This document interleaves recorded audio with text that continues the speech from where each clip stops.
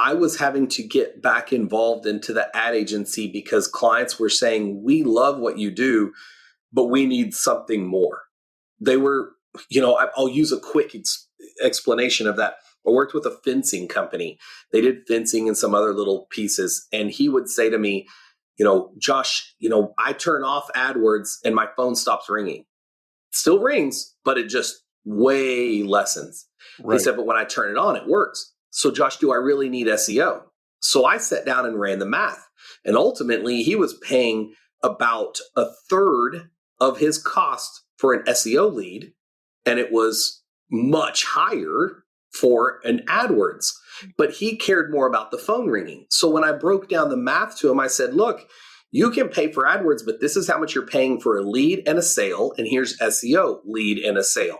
When he looked at that, he kind of understood it, but he kind of didn't care. But ultimately, the conversation came to, can you live without either or one of these? Hey, creative. Are you ready to discuss profits, the money, the ways to make it happen? The Profitable Creative Podcast is for you, the creative, how you define it. Videographers, photographers, entrepreneurs, marketing agencies, you get it. CEO of Core Group and author Christian Brim interviews industry experts, creative entrepreneurs, and professionals alike who strive to be creative and make money at the same time. Sound like you? Tune in now. It's time for profit. Welcome to another episode of The Profitable Creative, the only place on the internet where you will learn how to turn your passion into profit. I am your host, Christian Brim. Joining me today is Josh Ramsey of JR CMO, Fractional CMO. A special shout out to our one listener in Knoxville, Tennessee. I have never visited your fair city, but it is on my list for next year for the OU Tennessee game. So I hope to enjoy it there. Anyway, welcome, Josh. Hey, thanks for having me. Glad to be here. I'm glad you're here too, because it made my day worthwhile. Otherwise, I would have come into the office for no reason. So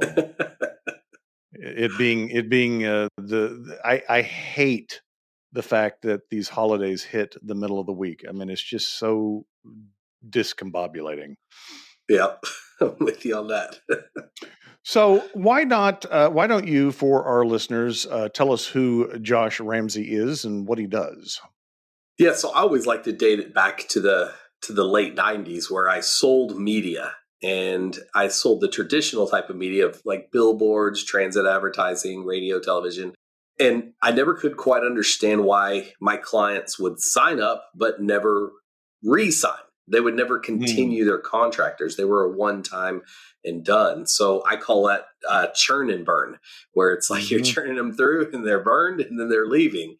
And until the early 2000s, when I went to work for a top 100 ad agency, that's when it really clicked in my head that there's a difference between tactical placement of marketing and the strategic message. And the strategic message has to be wrapped around your unique selling position. What makes you interesting to the market? What makes you better than anyone else without spitting platitudes out? Why should someone like you, work with you, employ you? So that was that huge paradigm shift, probably one of the largest in my life, understanding that and really moving that direction. And within a couple of years, I moved from a junior project manager all the way up to VP of marketing and sales, answering only to the CEO.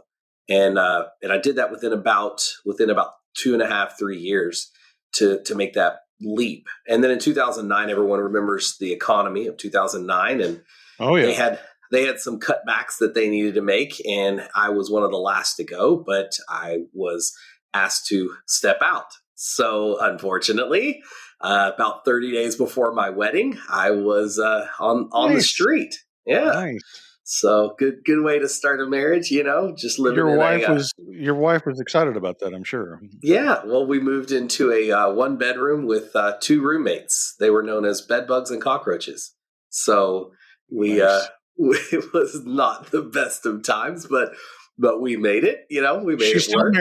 She still married you. She did. Yeah. And you're still married. So, I mean, kudos to you. Yeah. She puts up with my chaos. So it works.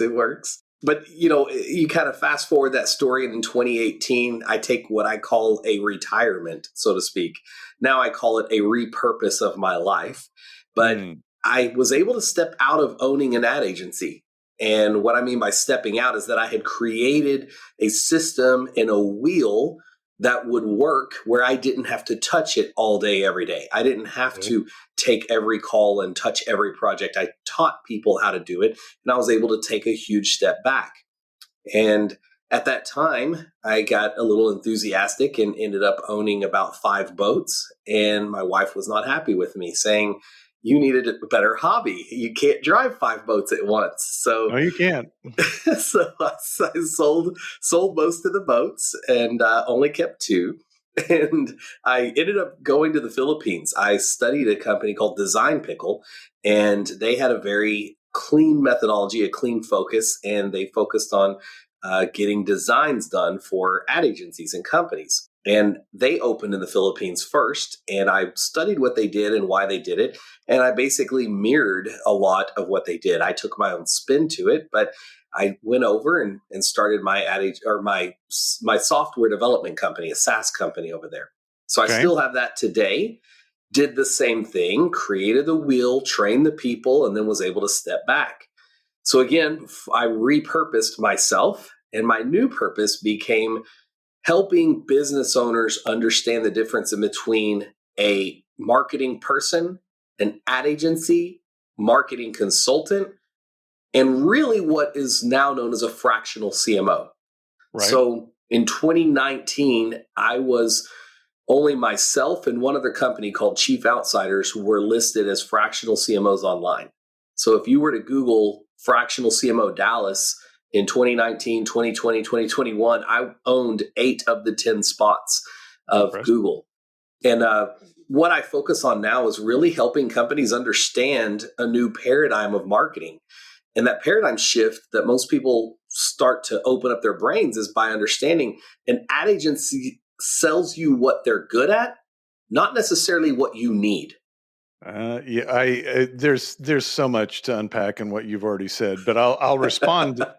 I'll respond to that. I recently promoted my marketing person internally to my position on the leadership team and stepped out of that role.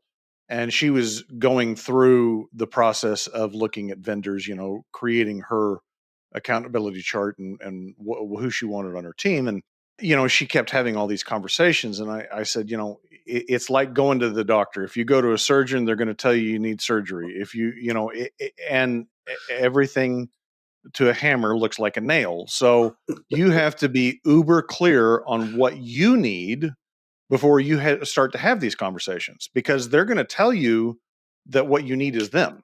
And that's Mhm. not always true, right? Yeah, yeah. So I want to go back to you getting fired. Did you start your own ad agency right after that? Yeah, I mean, I had little to no choice. Okay. The market was dead and no one was hiring at that point. So I went to my parents and said, "Hey, I'm going to be spending my last dollars. We're going to have to cut back on the wedding funds." And we did. And a bunch of my family pitched in and helped with the wedding, which was unbelievable. And it did make a wonderful experience for the wedding. And I told my parents, I said, "Hey, this is what I'm going to have to do." And they gave me a little bit of extra money for the wedding and said, "Here, buy a laptop." So I had a $300 laptop, which was top of the line in 2009, as some people may remember. But started with that laptop, and I drove city to city to speak at different conferences and just try to drum up business as I could. So that's what I did. So I want to talk about that mindset shift, because you were, if my math is right, you were mid 30s. Man, that's a good question. I was actually 29. Okay, all I right, was younger than that. 29. Yeah. Okay, so talk to me about that shift from being the employee to being business owner, self-employed. What were some of the challenges that you ran into with that shift? Besides the usual, I got to find a way to make money, like mindset obstacles, things that you ran into. Yeah, it's a great question. I think for me, a lot of what really hit was I'm a believer in God and purpose. And I believe that God really gave me some obstacles as I was a senior employee and executive on a team where I was already leading people and I was in head of sales. So my job was to work with clients to identify what they needed to do that our agency did, and then bring that to light and help that company grow. Okay. So understanding that, it was a pretty easy transition. The most difficult part is that I am the most terrible accountant and budgeting person that you could probably ever meet.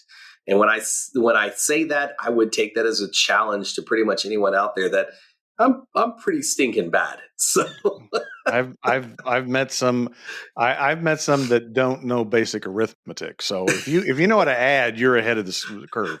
I know how to add by saying, look, I closed this deal and I have that much money to spend. I didn't But calculate, I've got to spend this also in taxes, and it also cost me this for software. See, that's how bad I was. I okay, didn't well calculate. no, I get that. I get that. So I think that was Or the when biggest. when you take that one sale and spend it multiple times, like Yeah. I sold this $20,000 deal, but I spend it 3 times. Yeah, sure. Yeah. Look at that. So that was really the biggest thing for me. And then just having to go back and relearn some of the tasks that other employees of that agency did for me. So I would Right. sell it, I would hand it off, and then they would have to execute.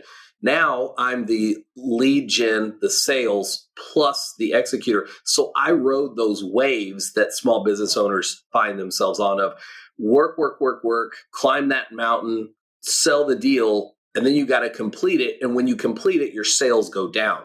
Your Yes. effort still has to come up. So it's the opposite of the wave, right? You have Yes. your sales part and then your execution part.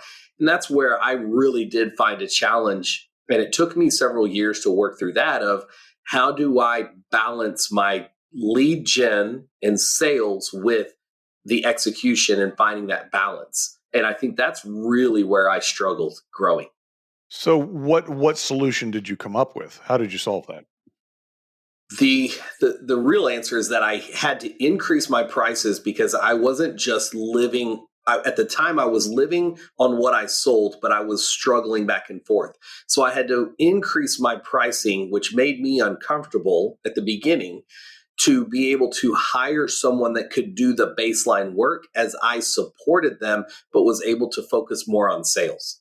That So is it was, music to my ears. I love stories like that because that's exactly what I think the I don't want to say best, but most efficient answer is to figure out what you as the business owner are really good at, and then hire people to do the rest of it. And with a lot of business owners, that is sales. Like I mean, it's a rare entrepreneur who isn't the best salesperson for their company.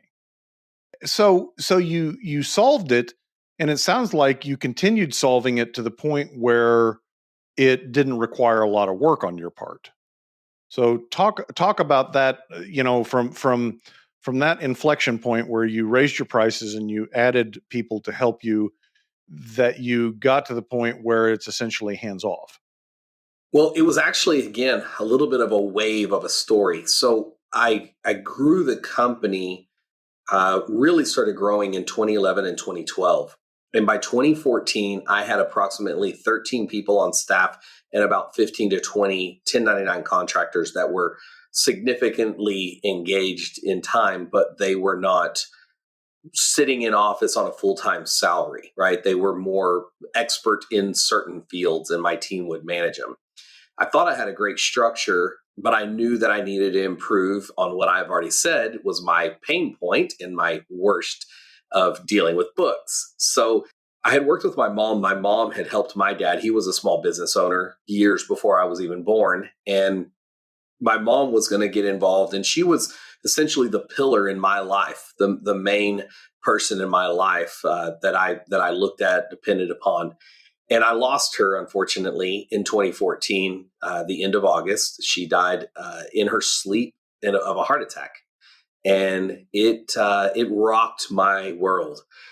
So much Yeah. so that I had my COO and operations assistant. She did everything for me.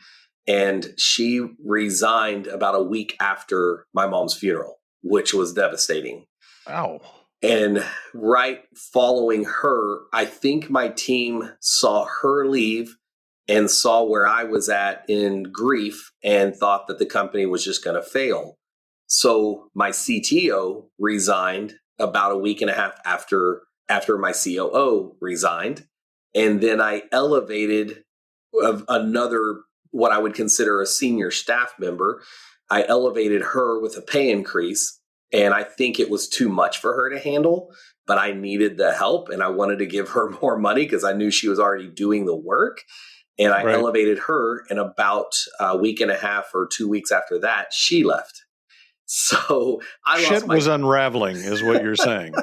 Oh, that's a smooth way to say it. I lost my 3 senior most important leaders in the company that quick. It was just pop, pop, pop. So that became very difficult, and I basically ended up losing quite a few clients, and I went down to my lowest, and I went from my highest high, and within basically 2 to 3 months, my lowest of lows, other than just starting out a company. And I had 1 employee, and they weren't really the greatest employee, but they helped me communicate with clients and try to stay on top of things and keep me organized. And I slowly built it back up.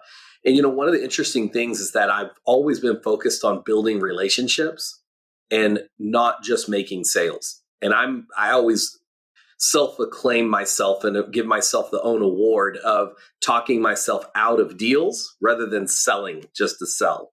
Yeah. There's a lot of stories behind that, but in short, I'll just speak to one person. I'll give a shout out to him.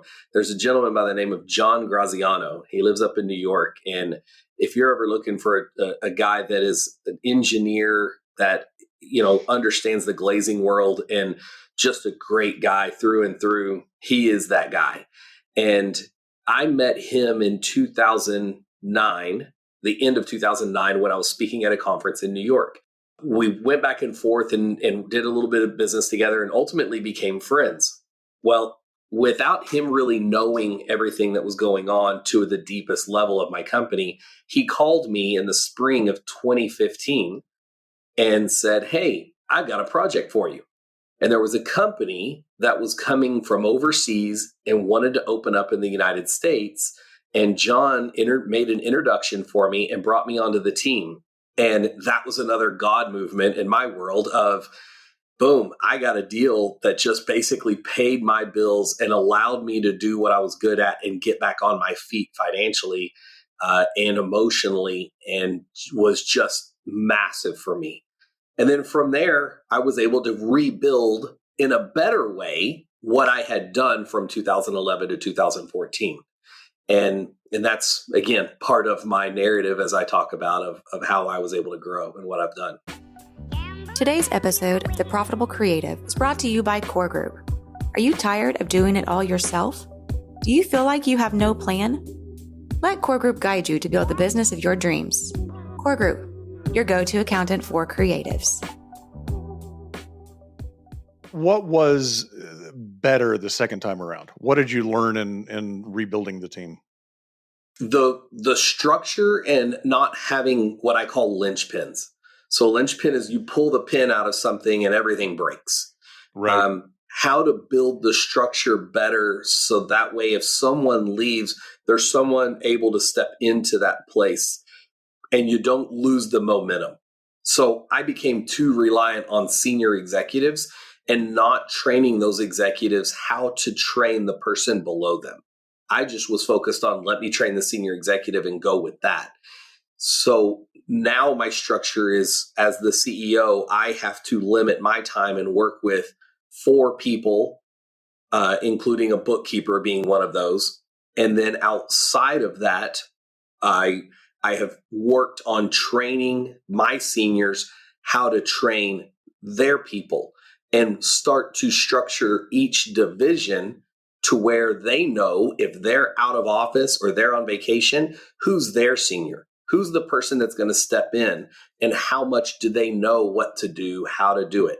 So the structure just really, I use the word maturation a lot, but the maturation down, I have worked very hard even to this day on training and equipping my senior staff on almost to a level being an entrepreneur themselves, so they can train people below and around them to help them understand you're not working yourself out of a job. You're elevating yourself to find new revenue streams for the company, new opportunities for the company. You're not going to lose your position by training someone. You're actually going to elevate yourself and make yourself more valuable to the company. I think that's a huge paradigm shift for a lot of senior staff members that are thinking with that. Take this as a positive, but the small-minded focus of I'm working myself out of a job. If I train someone else, they're going to take my job and I won't be able to do anything else. And actually that's wrong thinking, because if you can show the owner, the CEO, that you can do this, you have to open their mind up to showing them you can move across and you can be a better asset to the company across the board, not just in one vertical. Are you familiar with EOS, Entrepreneurial Operating System? I'm not. I've heard of it, but I've not studied it. Okay. What we've been using it for, I think we're coming up on our 8th year. But one of the tools they have in EOS is the phrase "delegate to elevate," and the way it's proposed is exactly what you're saying is to that person. Like if you can't delegate this stuff, how can you ever get any better? How can you ever improve your own skills or move up in the company or whatever it is if you don't have the ability to teach others to do what you do? And I think, for me, that transition of being able to move from a leader to a leader of leaders is a key thing too. It's a key inflection point where it's not just helping them succeed, it's teaching them how to lead others and helping others to succeed, and that's a shift. So there was let me think here, because I had another point I wanted to pull back. Okay, so you got this business running like a top, your ad agency. Why did you start a software company? Yeah, that's a great question. Bored? I think a lot of it was boredom. And what I said up to this date was I retired. And I call it FIRE retire, which essentially is financial independence retirement. And what I did was essentially I didn't know where I was at in my life journey. I didn't know what it looked like. I had never thought in a million years that I would be able to essentially retire before the age of 40. So Right. I didn't really know what to do. But what I did was I had a VP at the time, and he used to we had a boat dock. We had 2 boats, and we had a living room on one and a little surf boat. And then we had a houseboat on the other and a kitchen. And we had a hammock out there, and I used to just lay in the hammock, and then I'd come up with an idea and say, oh, let's go do this, or why don't we do that? And I found that, I kind of started studying more and more psychology, even though that's some of my background from college. I studied more of it, and I really kind of matured through that. And I just saw a need in the marketplace that we were using so much software. Why are we not developing it ourselves? Why are we not working? This is, again, today everyone knows, ChatGPT and AI and how to build your own this and that and the other. Well, before that was around, the question was, to me, self-posed, why are we not doing this? Why are we not building something that we can use into the future to increase our productivity and decrease our costs? Would that work? How's that going to work? Then as I mentioned, I studied other companies that had moved overseas to different countries. I looked at the tax rate of other countries. So I just started studying these things. And as I studied them, I identified this is kind of a good business model. Here's where I've seen them fail. Here's what I've read them fail. Here's what I don't like about it. I kind of mapped it out and then said, hey, I'm going to take this plunge. And I needed to do something. It wasn't going to work for me just to sit back and do nothing anymore. And I needed to do something. So that's where I call it repurposed myself.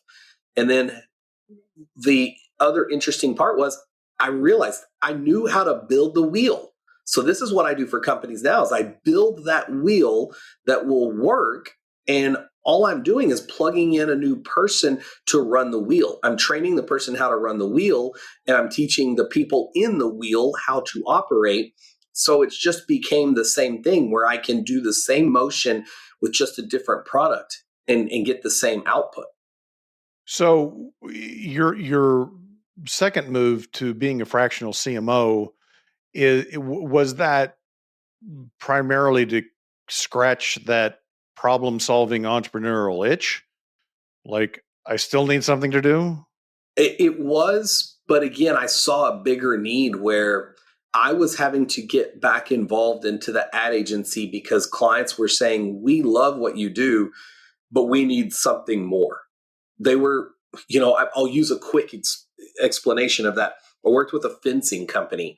They did fencing and some other little pieces. And he would say to me, Josh, I turn off AdWords and my phone stops ringing. It still rings, but it just way lessens.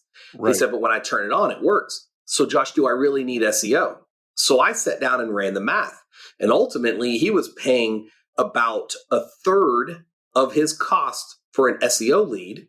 And it was much higher for an AdWords. But he cared more about the phone ringing. So when I broke down the math to him, I said, look, you can pay for AdWords, but this is how much you're paying for a lead and a sale. And here's SEO, lead and a sale. When he looked at that, he kind of understood it, but he kind of didn't care. But ultimately, the conversation came to, can you live without either or one of these? And the answer was no, because AdWords was going to cost him more and he wasn't going to get as much from it as far as his output, his gross profit margin, right? Or I should say net. And then his net and his cost per lead, cost per sale on SEO was drastically different. So he needed both. So right. That was one of those pivotal moments also of just continuing to learn. When I take that times 5, 10, 15, 20, I started to see that trend. And I thought to myself, there's still something out there that people don't have, which is how to manage their budget. How do they get what's best for them? How much SEO should they do? And when should they stop? When should they plug in AdWords? And what date and time should they be doing it? Pest control companies, reduce your AdWords spend and your costs in the wintertime, start to increase it in the spring, and then slowly trickle it down, September, October, depending on your area. So those types of things I realized I was very good at. And I had just learned that through my career.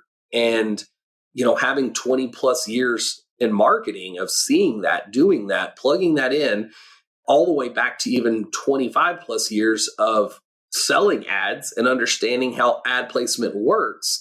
And then talking to a business owner and just saying, all right, Mr. Business Owner, what are you trying to achieve? What is your goal? And then helping them match their vision, expectation, and strategy with the different ad agencies or people or services that they need. That's where I really came in and said, okay, this fractional CMO thing, there's nobody out there doing it. And it's a higher level than a marketing consultant because I actually put my hands on it. I actually do it. I write the plan and then execute the plan. And that's where that growth kind of came from there on that next level. Hey, listeners, are you ready to turn your passion into profit? Then grab a copy of Profit First for Creatives.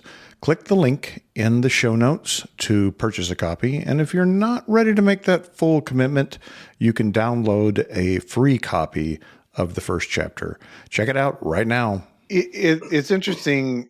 I have bashed marketers on this show frequently. And I don't regret it, but it seems to me that marketers, and I'm talking about marketers to small businesses. I'm not talking about marketers at Coke. They come in two different flavors. They're either creatives, Like they are the idea person coming up with the messaging, coming up with the creative elements of it, or they're tacticians, like they're good at SEO or they're good at managing Google Ads.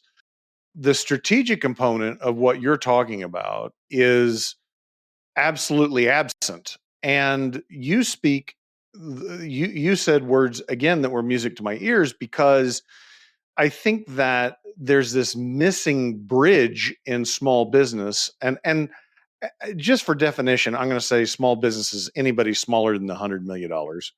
So most businesses. What's missing there is that overlay of the finance and the marketing. Like there's not that communication, but internally, or even with, especially with the external vendors. Like to your point, like what's your goal? And if you're wildly successful as a marketer, what does that do to the company? Can the company handle the growth? Can they handle what's the staffing look like? What does the profitability look like? Those strategic conversations, which touch a lot of different elements of the business, right? It touches marketing, it touches finances, it touches HR, it touches whatever the production element is. It touches all of these things, and that comprehensive look at it is what doesn't occur. Like it's just, well, we want to grow. Yeah. Right. Yeah. I mean, again, like you said before, there's a lot to unpack in that. But you're right. I mean, I had a call this morning with a gentleman that just signed up right before you and I jumped on air. And I told him a little bit of what I said here on this call. I said, listen, I'm great at talking myself out of jobs. I said, right. But the reason I do that is because I want the expectation to be very clear and for us to be on the same page. And if what I'm offering doesn't match what you need, then I'm not a fit for you. And I don't want to generate a bad reputation for not giving you what you need and want. And he essentially said, well, if you come on board in the first 3 months, we should see some type of increase in business. And I said, not necessarily, because what I really want to do in the first 3 months is track what's working and what's not. What are the specifics and where are we spending the money that we can manage and know that this is now a leverage point. And the leverage point is we can push on something and make it grow, or modify something and make it grow. Like there's a lot to a leverage point. But he and I did come to an agreement on what that would look like. And we came to a meeting of the minds. And, as a fractional CMO, a lot of it's interviewing and understanding what the business model is and how I would fit into it. And if I am a good fit, it's an interview process. And, I think it's good for anyone hearing or learning about fractional CMOs. Some CMOs come in like fractional outsiders. They come in and they say, hey, I'm going to work for you for 3 months and then we're done. And then some CMOs come in like CMO X, and all they are is someone that knows SEO really well, and they're going to give you more unique strategies on top of whatever their agency's already doing. And then you have a fractional like me who comes in, learns it, builds it, and then manages it for clients. Yeah, and a lot of what you're talking about, I really think is just a lack of clarity on people's parts about what they do, like what value they really bring to the table, as opposed to, I can do it, therefore I'll take the engagement. Right? And on the flip side of it, the customer having clarity on what they need. And a lot of times they're not sure. I mean, I'm sure you've talked to a lot of people that they don't even know what CMO stands for, right? Like, and wouldn't understand. I did some fractional CFO work, and virtually every person that came to me, what they really meant from CFO was not what I understood it, or in the industry it was traditionally understood to be, right?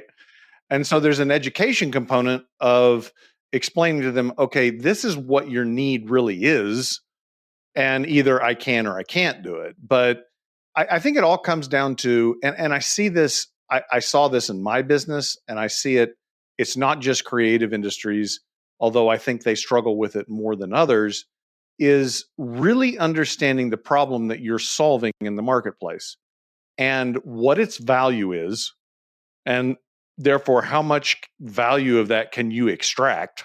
People go around and say, well, I'm doing SEO. Well, what does that mean, right? Like, because me personally, I'm not buying SEO. I don't, I know what that, you know what I'm saying? I'm buying leads. That's what I'm buying, and I'm buying leads at a prescribed cost. Yeah. And I'm wanting them to turn into clients. You mentioned going through that and understanding the margins on those customers. I mean, that's top tier, brilliant work, because that's not what's happening out there. Yeah. Well, I mean, SEO can be such a huge platitude of a word. People don't even understand. Even people that know how to spell SEO, they still don't even know how to explain it. So I teach conferences, and every conference I teach, people walk up afterwards and they're like, thank you so much for how you broke that down and explained it. I now understand what I'm looking at and why, and how to know and judge a company that's doing SEO for me. And I could walk through that if you want to walk through that. But before you might or might not ask me to break some of that down at a high level, one thing that I focus on as a CMO is really building out the funnel of lead generation. People talk about the sales funnel, and everyone understands the sales funnel and the pipeline. But I look at the lead funnel, where we talk about impressions at the top, and then we move down to, first engagement, and then, on down until they actually are inbound. Because you have outbound marketing, traditional, and then you have inbound marketing, which are people already looking for you. And that's more of what I consider an order taker. If you have a salesperson running just leads that are on inbound, you're an order taker. It's not really a salesperson. The salesperson is out doing the networking events or doing podcasts or being involved. So this podcast here, if someone hears this and goes and Googles Josh Ramsey, Fractional CMO, in whatever city they're in, 30 plus cities, almost 40 plus cities, I show up on page one. If you type in Fractional CMO and the name of a major city, I show up I think I'm currently at 38 cities: Dallas, Austin, Houston, Tampa, Charlotte, on it goes. But being in a podcast is more of that brand awareness for a company. So I highly encourage, and even built a small software package that puts people on podcasts. And getting them on the right podcast with the right audience is important, but that's impressions. And it's not going to show up in your bottom line per se, but some of the strategies in that top of the funnel will result, and you can see a pump in it. And if you'll indulge me for just a minute, I'll tell you about my experience of podcasts. I went in, ran podcasts, was on podcasts approximately 2 a month for a year. I looked at the cost that I was paying fully loaded to do those podcasts. I came back and immediately said what most of my clients say: it's not working. Get rid of it. Why am I spending this money? It's ridiculous. I could leave that in my pocket. Then I went and I looked back at my notes and my lead gen and my closed clients from it. And I had actually had one of my better ROIs from doing podcasts, and people hearing me, hearing my story, hear what I teach, how I work, and people engaging me from those podcasts. A very good ROI.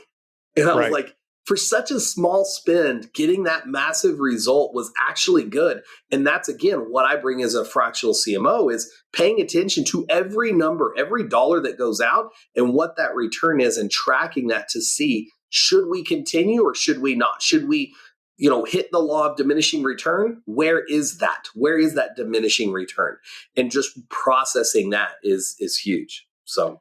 No, I love that, because I think one of my frustrations over the years as a business owner with marketers is they're very good at producing activity and statistics and data, And at the end of the day, from my standpoint, I don't care about them.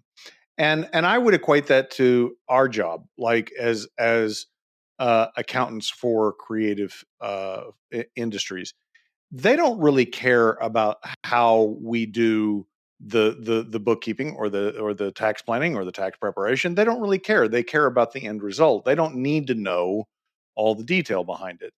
But I find that it gets muddled and confusing, right? Because we accountants start talking about depreciation and amortization and all these words that people's eyes glaze over, right? Yeah. And it's like I don't understand. I don't care. I don't and I see a lot of that in the marketing world too. That they start saying, well, these impressions are up and SEO. It's like I don't need to know. Like, that's why I hired you. Yeah. Yeah. I don't know. I don't hear a question, but I'm with you. Yeah, no, that's it. That was the question. Yeah. But I will, I guess the part that I'll speak to on that, on the CMO side is I have to insist that any of my clients come in and they understand about 5 inches deep of the 50,000 feet that I swim in. Because if that 5 inches, they're not willing to invest the time and energy and knowledge into it, it doesn't work. And a quick story, I'm such a storyteller. That's just how my brain works, and people typically understand it better. But I had a business owner that came to me and he had brick and mortar and he had 7 locations. And he said to me on the front end of the engagement, he said, I want to know that if I do this, I'm going to get more traffic in. So I said, got it. Understood. That's one of your main KPIs that you want to hit, key point indicator. So I went to work on it amongst other things, and I started to figure things out in the company. I came back to him and I said, this is your Google My Business. This is one of the things that I gave him. I'm just going to simplify it. I said, this is your Google My Business. This shows where your stores are located across the city. If we run ads, what I can show you is your impressions go up. And if your impressions go up, then people are clicking more. If they're clicking more, they're asking for directions. If they're asking for directions and they hit start and they're going to drive to your location, then you're getting more traffic. And I said, if you take that and tie it to how you're tracking traffic in the store, you're going to have your output answer. But he wasn't tracking people coming to his location very well. However, his biggest argument was, well, if they click go, it's like start directions, he's like, that doesn't mean they're coming to my store. I said, I do not agree with you at all, but you know what I'm going to do is I'm going to take that as a truth, right? And I'm going to build that as confirmation bias. So what I'm going to do is I'm going to go to a local mall near 2 of your stores. And I took $10 bills and I went in and I had probably $500 and I took a survey and I just asked people, I said, I need less than 10 minutes of your time. I'm going to give you $10. And I'm like, there were 3 of them. I'm like, look, it'd be $30 total. So I'd ask them the question. I said, tell me the percentage chance of you doing the impression. And I gave them the same question again and again. I essentially said, if you go and you're looking for this type of store and you do it in your Google map or any map, Apple map, whatever, you do this and you do this, and you hit go, what are the percentage odds that you would actually go to that store? And it was well over 90% of people. Sure. And I interviewed, I don't remember how many, but I spent about 3 hours walking through that outlet mall asking people to do the survey for me. And I went back to him and he still disagreed. At that point, that's someone that I just can't work with, because the logic and the math of the numbers, along with a user experience survey that I still spend a ton of money on every month for my clients. And I come back with those results to a client and I say, this is what I found out. This is what we did. And this is what we now know. If a client won't adhere to that at some level and say, okay, that makes logical sense that the user experience says they hate our website because they bounce, because they've looked at it, because they don't like the color scheme or whatever else. Like, we can't refute that data and that evidence. And that's where I'm a good fit for clients that are willing to learn that and know that. And I'm a bad fit if they're not willing to work with me and understand that data. Yeah, I think business owners all of us, need to know enough. We don't need to be the experts, but we need to know enough to communicate with the people that are doing the work, right? Yeah. Yeah. And a similar disconnect that I can relate to in our business is we had someone call and was talking to our account executive, and they're like, this is a couple of months ago, and they're like, well, I just started the business this year. I haven't made any money yet.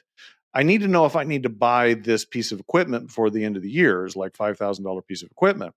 And I said, that's exactly the wrong question.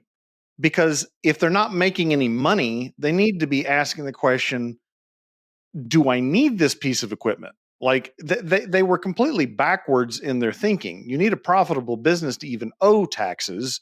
And once you have the business intent behind your decision, I need to buy this piece of equipment for whatever reason, then you start asking the tax question, right? But if someone can't make that connection, if they're just hyper focused on never showing any profit and not paying any taxes, I can't help them, right? Yeah. Because eventually you're not going to have a business if you don't make money. Yeah. 100%. I mean, I kind of go into markets a lot of times testing the theory before investing in the theory. So I created a program a long time ago called Test Before You Invest. And essentially what it is you dip the smallest amount of money possible to see if you can get the maximum return. Because that's what we all want. We all want to put in the least amount of effort and make the most amount of money. Like human nature, that's what we want. So in logic of marketing and business that I approach is, I put a lot out there of let's test this and here are the KPI and benchmarks we look for. So for instance, in SEO, I can look at anyone's website that has a semi-legitimate website that has been running for at least 1 year, and I can tell them where their dips were, where they're up, and I can tell them 9 times out of 10, I can look at it and say, you did something around this month, and therefore these next 2 or 3 months actually gave you a better result. And then you stopped doing it here, and you can see these next few months went down. And then I explain to people your keywords. So when we go back to SEO, the KPIs of SEO simply are get keywords ranked in the top 100. If you can get a keyword ranked in between 50 to 100, which is page 8, 9, 10 of Google, then you're actually doing good because you can't get to page 1, position 1, unless you show up on page 10 first, right? Yes. And you've got to continue that elevation. So you can't. People go, oh, well, you can't judge SEO until 6 or 12 or 18 months. And that's not true at all. There are specific KPIs that you can go through that will tell you what the output's going to be within 30 days. There's very specific things that you can do within 30 days to know if someone's doing their job or not. So, Josh, I feel like you and I could talk forever, and we'll have to have you back on the show for sure. Tell us how we can find you to learn more about your fractional CMO. Yeah, absolutely. So my main website is jrcmo.com. So it stands for Josh Ramsey, Chief Marketing Officer. And you can find me online also by typing in, again, most of the cities, fractional CMO, and then whatever major city that you live in or nearby. Austin, I'm number 1. Dallas, I'm number 1. Houston, I'm number 1. Tampa, I'm number 1. I'm in the top 5 of cities like Denver, Boise, Charlotte, and New York. So my SEO is pretty strong out there. So you can find me pretty easy anywhere you are in the country. And really, that's the best way to go. And then I would say that I offer a free 2-hour consultation. So the purpose of that is really, I don't believe in 20 minutes you can know enough about a story of a business owner, the timeline of what they've done and how they've done it, and then still give them some insightful feedback of what they should consider, what they should do, why they should consider it and or do it in a 20-minute consult. It just doesn't work. It's not feasible in my opinion. So I offer a 2-hour, and then I have some starter plans in there that are reasonable with some clear KPIs and results that we give, that videos on my website. I also have the world's largest SEO library. So if people wanted to learn SEO, they could go to my website, click on the educational tools, and read all about different parts of SEO and how they work and why to integrate them and so forth. So a lot of free information on my site. Perfect. Well, thank you for your time and your experience share. I appreciate it very much. Listeners, if you like what you heard, please rate the podcast, share the podcast, subscribe to the podcast. If you don't like what you heard, let me know and I'll replace Josh. Until then, ta-ta for now. And that's a wrap for today's episode of The Profitable Creative. Until next time, you money lovers. And don't forget, Profit First for Creatives is live via Amazon. Link below.